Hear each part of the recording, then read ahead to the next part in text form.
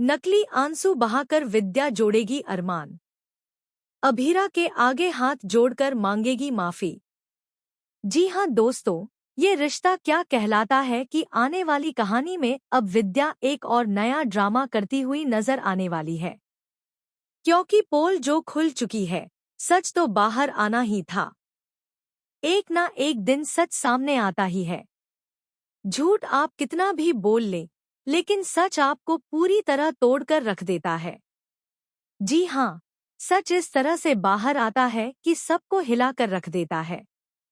और विद्या का सच भी वाकई सबको चौंकाने वाला है, क्योंकि विद्या ने इतना बड़ा खेल खेला था कि उसे लगा था कभी यह सच सामने नहीं आएगा कि उसी ने अरमान, अभीरा और मायरा के बीच गलतफहमी पैदा की थी। कस्टडी पेपर्स का यह ड्रामा और यह दिखाना कि अभीरा को अपने बच्चे और परिवार की परवाह नहीं है, यह सब उसी की चाल थी। लेकिन अब सच से पर्दा उठ चुका है। जब काजल विद्या को एक्सपोज कर रही होती है और उसके गुनाहों की पूरी कहानी सुना रही होती है, तब अभीरा यह सब सुन लेती है।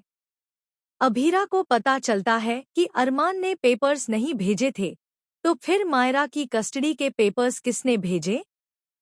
जब अभीरा को सच्चाई का पता चलता है, तो उसे यकीन ही नहीं होता कि विद्या ऐसा कर सकती है, जिसके लिए उसने सबसे लड़ाई लड़ी, उसे सहारा दिया और उसके लिए इतना कुछ किया। वही इंसान उससे इतनी नफरत करता है कि उसे उसके परिवार से दूर कर दिया।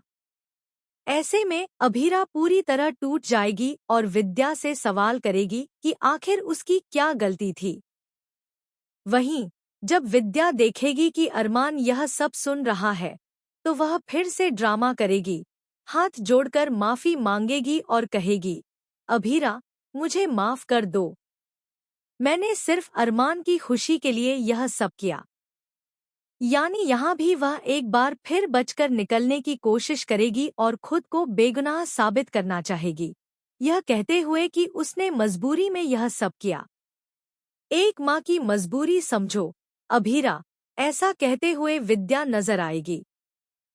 लेकिन विद्या का यह ड्रामा अब पुराना हो चुका है।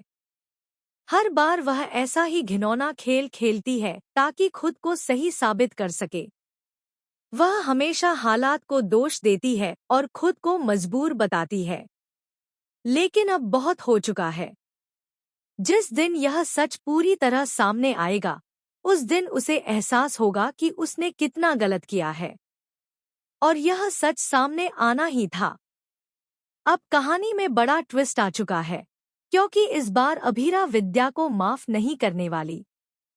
वह सिर्फ यही चाहती है कि वह अपनी मायरा को बेगुनाह साबित करे और इस घर को छोड़कर चली जाए। अब इस घर में रहने का उसका कोई इरादा नहीं है और अरमान के साथ नई जिंदगी शुरू करना उसके लिए बेहद मुश्किल होने वाला है। फिलहाल अरमान विद्या की तरफ से माफी मांगता नजर आएगा।